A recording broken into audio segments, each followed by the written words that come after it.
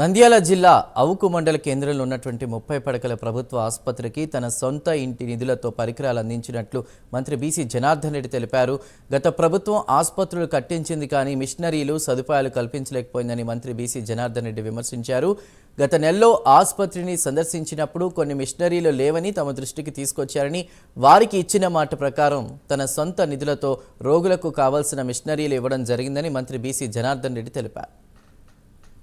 సంబంధించినటువంటి చాలా మిషనరీ ఇక్కడ లేవు.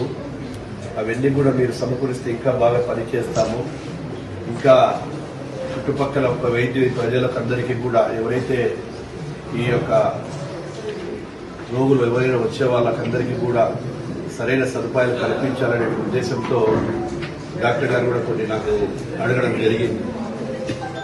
ఆర్థిక పరిస్థితుల్లో ప్రభుత్వం ఇప్పుడు కొన్ని ఇబ్బందులు ఉండడం వల్ల ఏది ఏమైనా ఈ అవుకు మండల ప్రజల రుణం తీర్చుకోవాలి అనేటువంటి ఉద్దేశంతో సరే నేను ఒక మాట ఇచ్చాను, మీకు ఖచ్చితంగా మీరు కోరినటువంటి ఎక్విప్మెంట్స్ అంతా కూడా ఒక నెల లోపల నేను తెప్పించి ఇస్తానని చెప్పి చెప్పడం జరిగింది. చెప్పిన మాట ప్రకారం ఈరోజు 25 లక్షలు